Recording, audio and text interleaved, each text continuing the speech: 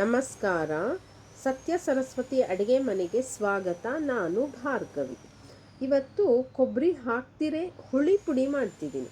ಅಂದರೆ ತುಂಬ ದಿನ ಇಟ್ಕೊಂಡ್ರೂ ಫ್ರೆಶ್ ಆಗಿರಬೇಕು, ಹಾಗಾಗಿ ನಾನು ಈ ಥರ ಮಾಡ್ತಿದ್ದೀನಿ.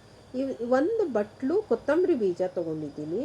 ಇಲ್ಲಿ ಗುಂಟೂರು ಮೆಣಸಿನ್ಕಾಯಿ ತೊಗೊಂಡಿದ್ದೀನಿ, ಬ್ಯಾಡಗಿ ಮೆಣಸಿನ್ಕಾಯಿ ತೊಗೊಂಡಿದ್ದೀನಿ.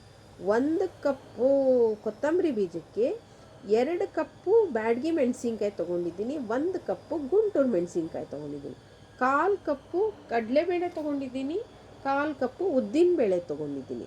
ಇಲ್ಲಿ ಅರಿಶಿನ 1 ಸ್ಪೂನ್ ತೊಗೊಂಡಿದ್ದೀನಿ, ಟೀ ಸ್ಪೂನು. 3 ಟೀ ಸ್ಪೂನು ಮೆಂತ್ಯ ತೊಗೊಂಡಿದ್ದೀನಿ. ಇಲ್ಲಿ ಸ್ವಲ್ಪ ತುಪ್ಪ ತೊಗೊಂಡಿದ್ದೀನಿ. ಚಕ್ಕೆ ಒಂದು 3 ಇಂಚು ಚಕ್ಕೆ ಇದೆ. ಇದು ಇವಾಗ 3.5 ಇಂಚು ತೊಗೊಂಡ್ರೂ ಪರವಾಗಿಲ್ಲ, 3 ಇಂಚು ಚಕ್ಕೆ ಇದೆ. ಇವಾಗ ಎಲ್ಲದನ್ನೂ ಹುರ್ಕೋಬೇಕು. ನಿಮಗೆ ಚೆನ್ನಾಗಿ ದಪ್ಪ ಅಗಲವಾಗಿರೋ ಬಾಣಲೆ ಇಟ್ಟು ಅದನ್ನು ಹುರ್ಕೋಬೇಕು. ಒಂದು ಬಾಣಲೆ ತೊಗೊಂಡೆ, ಅದಕ್ಕೆ ಅಗಲವಾಗಿರೋ ಬಾಣಲೆ ತೊಗೋಬೇಕು, ಹುರಿಯೋಕೆ ಆರಾಮಿರಬೇಕು. ಹಾಗಾಗಿ ಅದಕ್ಕೆ ಸ್ಟವ್ ಆನ್ ಮಾಡಿಕೊಂಡೆ, ಬಾಣಲೆ ಬಿಸಿ ಆಗಲಿ. ಬಿಸಿ ಆದಮೇಲೆ ಅದಕ್ಕೊಂದು ಅರ್ಧ ಸ್ಪೂನು ತುಪ್ಪ ಹಾಕ್ಕೊಳ್ತೀನಿ. ತುಪ್ಪ ಹಾಕಿ ಅದನ್ನು ಬಿಸಿ ಆಗಕ್ಕೆ ಬಿಡ್ತೀನಿ. ಬಿಸಿ ಆದಮೇಲೆ ಅದಕ್ಕೆ ಚಕ್ಕೆ ತೊಗೊಂಡಿದ್ನಲ್ಲ ಅದನ್ನು ಮುರ್ಕೊಳ್ತೀನಿ. ಸಣ್ಣದಾಗಿ ಮುರ್ಕೊಂಡು ಅದನ್ನು ಹುರ್ಕೋತೀನಿ. ಚೆನ್ನಾಗಿ ಹುರಿದು, ನಿಮಗೆ ಚಕ್ಕೆ ತುಂಬ ಒಳ್ಳೆಯದು, ಆರೋಗ್ಯಕ್ಕೆ ತುಂಬ ಒಳ್ಳೆಯದು ಅಂತಾರೆ. ಚಕ್ಕೆ ಪುಡಿ ಹೊಟ್ಟೆ ಪ್ರಾಬ್ಲಮ್ ಇದ್ದಾಗ ಈ ಚಕ್ಕೆ ಪುಡಿ ಮಾಡ್ಕೊಂಡು ತಗೋತಾರೆ. ಇವಾಗ ಚಕ್ಕೆ ಆಯಿತು. ಅದನ್ನು ಚಕ್ಕೆ ತೆಕ್ಕೊಂಡ್ಮೇಲೆ ಅದಕ್ಕೆ ಮೆಂತ್ಯ ಹಾಕ್ತೀನಿ. 3 ಸ್ಪೂನ್ ಮೆಂತ್ಯ. ಅದನ್ನು ಹುರ್ಕೋತೀನಿ. ಅಂದರೆ ಕೊತ್ತಂಬರಿ ಬೀಜ ಬಂದು ನಾನು ಒಂದು ಬಟ್ಲಿತ್ತಲ್ಲ, ಆ ಬಟ್ಲಲ್ಲಿ ಅದು ಅಳತೆ ಮಾಡಿದಾಗ 3 ಪಾವು ಆಯ್ತದು. ಇವಾಗ ಹಿಂಗೆ ಹಾಕ್ಕೊಳ್ತಿದ್ದೀನಿ. ಹಿಂಗೆ ಹಾಕಿ ಚೆನ್ನಾಗಿ ಹುರ್ಕೋಬೇಕು. ಆ ಮೆಂತ್ಯ ಮತ್ತು ತುಪ್ಪ, ಇಂಗು 3 ಹುರಿದಾಗ ಒಂದು ಘಮ ಬರುತ್ತೆ, ತುಂಬ ಚೆನ್ನಾಗಿರುತ್ತದು. ಆ ಘಮ್ ಅನ್ನೋ ಥರ ಹುರ್ಕೋಬೇಕು.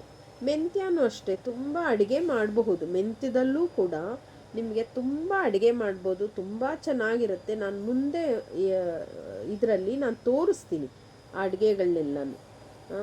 ಅದ್ರ ಗೊಜ್ಜು, ತಂಬುಳಿ ಈ ಥರದ್ದೆಲ್ಲ ತುಂಬ ಮಾಡಬಹುದು. ಇವಾಗ ಅದನ್ನು ಹುರ್ಕೊಂಡೆ ಹುಳಿ ಪುಡಿಗೆ. ಇವಾಗ ಚೆನ್ನಾಗಿ ಘಮ್ ಅನ್ನೋ ಥರ ಘಮ ತುಂಬ ಚೆನ್ನಾಗಿ ಬರ್ತಿದೆ. ಅದನ್ನು ಹುರ್ಕೊಂಡು ಕಮ್ಮಿ ನಿಧಾನಕ್ಕೆ ಹುರ್ಕೋಬೇಕು. ಚೆನ್ನಾಗಿ ಹುರ್ಕೊಳ್ತಾ ಇದ್ದೀನಿ. ಇದರಲ್ಲಿ ಗೊಜ್ಜು ಮಾಡ್ತಾರೆ, ಮೆಂತ್ಯದ ಗೊಜ್ಜು. ಈ ಥರ ಹುರಿದ್ಬಿಟ್ಟು ಗೊಜ್ಜು ಮಾಡಬಹುದು, ತಂಬುಳಿ ಮಾಡಬಹುದು, ಇವನ್ ಚಟ್ನಿನೂ ಮಾಡ್ಬೋದು. ಇದರಲ್ಲಿ ಮೆಂತ್ಯದ ಕಾಳಲ್ಲಿ ತುಂಬ ಚೆನ್ನಾಗಿರುತ್ತೆ. ನಾನು ಎಲ್ಲ ಮುಂದಿನ ವಿಡಿಯೋಗಳು ಇವೆಲ್ಲ ಮಾಡಿ ತೋರಿಸ್ತೀನಿ. ಒಳ್ಳೆಯದಲ್ವ ಆರೋಗ್ಯಕ್ಕೆ ಮೆಂತ್ಯ, ತುಂಬ ಒಳ್ಳೆಯದು. ಅದನ್ನು ಚೆನ್ನಾಗಿ ಹುರಿದಿದ್ದಾಯಿತು. ಅದನ್ನು ಇವಾಗ ತೆಕ್ಕೋತೀನಿ. ಇವಾಗ ಉದ್ದಿನಬೇಳೆ ಹಾಕ್ತೀನಿ. ಉದ್ದಿನಬೇಳೆನ ಚೆನ್ನಾಗಿ ಕಮ್ಮಿ ಉರಿನಲ್ಲೇ ಹುರಿಬೇಕು. ಅದು ಆ ಹಸ್ಕಲ್ ವಾಸನೆ ಹೋಗಬೇಕು. ನಿಮಗೆ ಜೋರು ಉರಿ ಮಾಡಿ ನೀವು ಹುರಿದ್ರಿ ಅಂದರೆ ನಿಮ್ಗೆ ಅದು ನಿಜ ಮೇಲ್ ನೋಡೋದಕ್ಕೆ ಆಗಿದೆ ಅನ್ನೋ ಥರ ಕಾಣಿಸುತ್ತೆ, ಒಳಗಡೆ ಆಗಿರಲ್ಲ. ಹಾಗಾಗಿ ಚೆನ್ನಾಗಿ ಅದನ್ನು ಹುರ್ಕೋಬೇಕು ಗಮ್ ಅನ್ನೋ ಥರ. ಈ ಉದ್ದಿನಬೇಳೆನಲ್ಲೂ ಅಷ್ಟೇ. ಉದ್ದಿನಬೇಳೆ ನಿಮಗೆ ಎಷ್ಟು ಕಡೆ ಉಪಯೋಗಿಸ್ಬೋದು. ಈ ಕೂಟು ಇದು ಮಾಡಿದಾಗ ನಿಮಗೆ ಉದ್ದಿನಬೇಳೆನೇ ಹಾಕಿ ಮಾಡ್ತಾರೆ. ಬೇರೆ ಇನ್ಯಾವುದು ಬೇರೆ ಬೇಳೆಗಳು ಹಾಕ್ದಿರೆ ಉದ್ದಿನಬೇಳೆನೇ ಮೇಯ್ನಾಗಿ ಹಾಕಿ ತರಕಾರಿ ಚೆನ್ನಾಗಿ ಹಾಕಿ ಮಾಡುತ್ತೆ ಉದ್ದಿನಬೇಳೆ. ಒಂದು ಘಮ, ಅದು ರುಚಿನೂ ಬೇರೆ ಥರ ಇದಿರಲ್ಲ, ತುಂಬ ಚೆನ್ನಾಗಿರುತ್ತೆ. ಇವಾಗ ಅದನ್ನೆಲ್ಲ ತೆಕ್ಕೊಂಡೆ. ಇವಾಗ ಕಡಲೆಬೇಳೆ ಹಾಕ್ತಾಯಿದ್ದೀನಿ. ಕಡಲೆಬೇಳೆನೂ ಅಷ್ಟೇ ಚೆನ್ನಾಗಿ ಘಮ್ ಅನ್ನೋ ಥರ ಹುರ್ಕೋಬೇಕು. ಕಡಲೆಬೇಳೆ ಬಿಡಿ, ನಿಮಗೆ ಎಷ್ಟು ಥರ ಅಡುಗೆ ಮಾಡಬಹುದು ಕಡಲೆಬೇಳೆನಲ್ಲಿ. ತುಂಬ ಆಂಬೊಡೆ, ಮತ್ತು ಇನ್ನೊಂದು ನಾನು ಆಂಬೊಡೆ ಇವಾಗ ನಿಮ್ಮ ನೆನೆ ಇಟ್ಟು ಮಾಡ್ತಿರಲ್ಲ, ನಾನು ಬೇರೆ ಥರನೂ ಬೋಂಡಾ ಆ ಥರ ಮಾಡ್ತೀನಿ. ನೆನೆ ಇಟ್ಟು ಕಡಲೆಬೇಳೆ ನೆನೆ ಇಟ್ಟು ಬೋಂಡಾ ಮಾಡಬಹುದು. ಅದು ಒಂಥರ ವಿಭಿನ್ನವಾಗಿರುತ್ತೆ. ನಾನು ಮುಂದಿಂದು ವೀಡಿಯೋಗಳಲ್ಲಿ ತೋರಿಸ್ತೀನಿ. ತುಂಬ ಚೆನ್ನಾಗಿರುತ್ತೆ. ನಮ್ಮ ಮನೆಯಲ್ಲಿ ಮಾಡ್ತೀವಿ ನಾವು. ಇವಾಗ ಕಡಲೆಬೇಳೆ ಆಯಿತು, ತೆಕ್ಕೋತೀನಿ. ಅದು ಆದಮೇಲೆ ಕೊತ್ತಂಬರಿ ಬೀಜ ಹಾಕ್ತೀನಿ. ಕೊತ್ತಂಬರಿ ಬೀಜನ ಚೆನ್ನಾಗಿ ಹುರ್ಕೋಬೇಕು. ಅದನ್ನು ಕೂಡ ಘಮ್ಮನ್ನೋ ಥರ ಕಮ್ಮಿ ಉರಿನಲ್ಲೇ ನನಗೆ ನಿಧಾನ ಆದರೂ ಪರವಾಗಿಲ್ಲ, ಅದನ್ನು ಹುರ್ಕೋಬೇಕು. ಇದನ್ನು ಕೊತ್ತಂಬರಿ ಬೀಜನ ಎಲ್ಲದನ್ನೂ ಅಷ್ಟೇ ನಿಮಗೆ ಘಮ್ಮನ್ನೋ ಥರ ಹುರ್ಕೋಬೇಕು. ಕೊತ್ತಂಬರಿ ಬೀಜ ನಿಮಗೆ ಆರೋಗ್ಯಕ್ಕೆ ತುಂಬ ಒಳ್ಳೆಯದು. ಎಲ್ಲ ನಾನು ಒಂದೊಂದು ಕಷಾಯ ತೋರಿಸಿದ್ನಲ್ಲ ನಿಮಗೆ, ಅದನ್ನು ಆಯಿತು ತೆಕ್ಕೊಳ್ತೀನಿ. ಇವಾಗ ನಾನು ಸ್ವಲ್ಪ ತುಪ್ಪ ಹಾಕ್ಬಿಟ್ಟು ಒಂದು ಸ್ವಲ್ಪ ಅರಿಶಿನ ಹಾಕ್ತೀನಿ. ನಿಮಗೆ ಯಾವುದೇ ಪುಡಿ ಮಾಡಿದ್ರೂ ಅರಿಶಿನ ಹಾಕಬೇಕು. 1 ಸ್ಪೂನ್ ಅರಿಶಿನ ಹಾಕ್ತೀನಿ.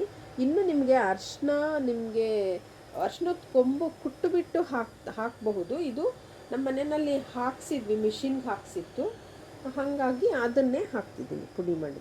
ಇವಾಗ ಅದೇ ತುಪ್ಪ ಇತ್ತಲ್ಲ, ಅದೇ ಇದಕ್ಕೇ ಮೆಣಸಿನ್ಕಾಯಿ ಹಾಕಿ ಹುರ್ಕೋತೀನಿ ಚೆನ್ನಾಗಿ. ಮೆಣಸಿನ್ಕಾಯಿಯೂ ಅಷ್ಟೇ ನಿಧಾನ ಆದರೂ ಪರವಾಗಿಲ್ಲ, ಅದನ್ನು ನೀಟಾಗಿ ಮಿಕ್ಸ್ ಮಾಡ್ತಾ ಹುರ್ಕೋಬೇಕು.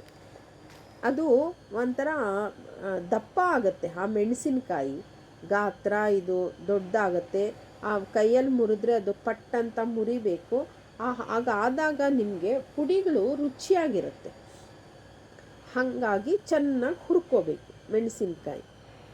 ಚೆನ್ನಾಗಿ ನೋಡಿ ಈ ಥರ ಎರಡು ಹಿಂಗೆ ಮಿಕ್ಸ್ ಮಾಡ್ತಾ ಹುರ್ಕೋಬೇಕು.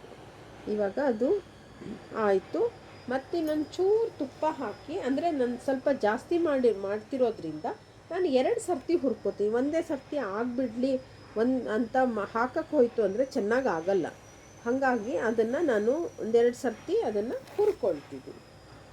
ನೀಟಾಗಿ ಅದನ್ನು ಮಿಕ್ಸ್ ಮಾಡಿಕೊಂಡು ಗರಿಯಾಗಿ ಹುರ್ಕೋಬೇಕು. ನಿಮ್ಗೆ ಗೊತ್ತಾಗುತ್ತೆ, ನಿಮ್ಗೆ ಹುರಿಯೋವಾಗ ಅದು ಮಿಕ್ಸ್ ಮಾಡೋವಾಗ ನಿಮಗೆ ಹಗುರು ಒಂಥರ ಮುರಿಯುತ್ತೆ. ಅಂದರೆ ನೀವು ಒಂದು ತೊಗೊಂಡು ಮುರಿದಾಗ ಪಟ್ ಅಂತ ಮುರಿಯುತ್ತೆ. ಆ ಥರ ಹುರ್ಕೋಬೇಕು. ನಿಮಗೆ ಮೆಣಸಿನ್ಕಾಯಿ ಚೆನ್ನಾಗಿ ಹುರಿಯೋದು, ಇದರಲ್ಲಿರೋದೇ ಹುರಿಯೋದು. ಒಂದು ಸರ್ತಿ ಇದನ್ನು ಮಾಡಿಕೊಂಡ್ರೆ ನಿಮ್ಗೆ ಸುಮಾರು ದಿನ ಇಟ್ಕೊಂಡು ಆರಾಮಾಗಿ ಕೆಲ್ಸಕ್ಕೆ ಹೋಗೋವ್ರಿಗಂತೂ ತುಂಬ ಅನುಕೂಲ ಆಗುತ್ತೆ. ಇವಾಗ ಫಾರಿನ್ಗೆ ಹೋಗ್ತಾರಲ್ಲ, ಅವರು ಕಳಿಸ್ಬೇಕಂದಾಗ ನೋಡಿ ಎಲ್ಲ ಹುರ್ಕೊಂಡೆ ಆರಕ್ಕಿಟ್ಟಿದ್ದೆ. ತಣ್ಣಗೆ ಅಂದರೆ ಪೂರ್ತಿ ಆರ್ತು. ಇವಾಗ ಮೊದಲು ನಾನು ಮೆಣಸಿನ್ಕಾಯಿ ಹಾಕ್ಕೋತೀನಿ ಮಿಕ್ಸಿಗೆ. ಪೂರ್ತಿ ಮೆಣಸಿನ್ಕಾಯಿ ಹಾಕಿ ಇವಾಗ ಇದೆಲ್ಲ ಹುರಿದಿದ್ನಲ್ಲ, ಕೊತ್ತಂಬರಿ ಬೀಜ, ಕಡಲೆಬೇಳೆ, ಉದ್ದಿನಬೇಳೆ, ಚಕ್ಕೆ, ಮೆಂತ್ಯ ಎಲ್ಲ ಹುರ್ಕೊಂಡಿದ್ನಲ್ಲ, ಅದ್ರ ಜೊತೆ ಅಂದರೆ ಮೆಣಸಿನ್ಕಾಯಿ ಫಸ್ಟು ನಾವು ಮಿಕ್ಸಿಗೆ ಹಾಕ್ಕೋಬೇಕು. ಅದು ನೋಡಿ ಹಾಕ್ಕೊಳ್ತಿದ್ದೀನಿ. ಚೆನ್ನಾಗಿ ಪುಡಿ ಅಂದರೆ ಫಸ್ಟ್ ಹಾಕಿದಾಗ ನಿಮಗೆ ಚೆನ್ನಾಗಿ ಪುಡಿ ಆಗುತ್ತೆ ನೋಡಿ. ಇವಾಗ ಫಾರಿನ್ಗೆ ಹೋಗೋರು ನೀವು ಈ ಥರ ಪುಡಿ ಮಾಡಿ ಕಳಿಸಿದ್ರೆ ಅವ್ರಿಗೆ ತುಂಬ ಅನುಕೂಲ ಆಗುತ್ತೆ. ಅವ್ರಿಗೂ ಅಷ್ಟೇ, ಬ್ಯಾಚುಲರ್ಸ್ಗೂ ಅಷ್ಟೇ, ಆಮೇಲೆ ಕೆಲ್ಸಕ್ಕೆ ಹೋಗೋರಿಗೆ, ಇವ್ರಿಗೆಲ್ಲ ನೋಡಿ ಎಲ್ಲ ನಾನು ಮೆಣಸಿನ್ಕಾಯಿ ಪುಡಿ ಮಾಡಿ ಹಾಕ್ಕೊಂಡೆ. ಇವಾಗ ಅದನ್ನು ನೀಟಾಗಿ ಮಿಕ್ಸ್ ಮಾಡ್ತೀನಿ. ಎಲ್ಲದನ್ನು ಮಿಕ್ಸ್ ಮಾಡಿಬಿಟ್ಟು ನಾನು ಮನೆಯಲ್ಲೇ ಮಾಡ್ಕೊಳ್ತೀನಿ. ಮಿಷಿನಿಗೆ ಕೊಡ್ಬೋದು, ಇಲ್ಲ ಅಂತಿಲ್ಲ.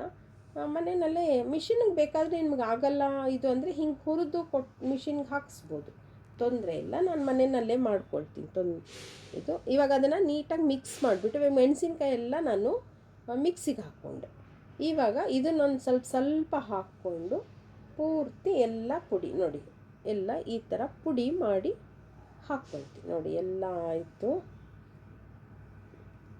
ನೀಟಾಗಿ ಪುಡಿ ಮಾಡಿದೆ. ಇವಾಗ ಇದನ್ನು ಪೂರ್ತಿ ಮಿಕ್ಸ್ ಮಾಡಿ ಇವಾಗ ನಾನು ಇವತ್ತಿನ ಹುಳಿಗೆ ಮಾಡ್ತಿದ್ದೀನಿ. ಇವಾಗ ನಿಮಗೆ ಖಾರ ಎಷ್ಟು ಬೇಕು ಅಂದರೆ 4 ಸ್ಪೂನ್ಗೆ 1 ಅಥವಾ 1.5 ಸ್ಪೂನು ಮನೆಯಲ್ಲಿ ಹಸಿ ಕೊಬ್ಬರಿನಾದರೂ ಹಾಕಬಹುದು, ಇಲ್ಲ ಒಣ ಕೊಬ್ಬರಿ. ನೋಡಿ ನಾನು 4 ಸ್ಪೂನು ಹುಳಿ ಪುಡಿ ಹಾಕಿದೆ. ಇವಾಗ ಹಸಿ ಕೊಬ್ಬರಿ ಹಾಕ್ತಾಯಿದ್ದೀನಿ. 1 ಸ್ಪೂನು ಇನ್ನೊಂದು ಅರ್ಧ ಸ್ಪೂನ್ ಹಾಕ್ತಾಯಿದ್ದೀನಿ. ಬೇಕಾದರೆ ಬರೀ ಅರ್ಧನೇ ಹಾಕ್ಕೊಂಡು ಮಾಡಿ, ಅದೂ ಚೆನ್ನಾಗಿರುತ್ತೆ. ಇಲ್ಲ 1 ಸ್ಪೂನ್ ಆದರೆ ನಿಮ್ಗೆ ಕೊಬ್ಬರಿ ಹಸಿ ಅದಾದರೂ ಹಾಕಿ ನೋಡಿ, ಕಲ್ಲರೇ ಚೇಂಜ್ ಆಯಿತು. ನೀವು ಒಣಗಿದ್ದಾದರೂ ಹಾಕಿ, ಹಸಿದಾದರೂ ಹಾಕಿ. ನೀವು ಈ ಥರ ಹುಳಿ ಮಾಡಿದಾಗ ಬೇಕಾದರೆ ನೋಡಿ, ತುಂಬ ರುಚಿಯಾಗಿ ಫ್ರೆಶ್ನೆಸ್ ಇರುತ್ತೆ ನಿಮಗೆ. ಆ ಹುಳಿ ಮಾಡಿದ್ದು ಫ್ರೆಶ್ನೆಸ್ ಇರುತ್ತೆ. ನೀವು ಇದನ್ನು ಒಂದು 6 ತಿಂಗಳಿಟ್ಟು ಇದೇ ಘಮ ಇರುತ್ತೆ.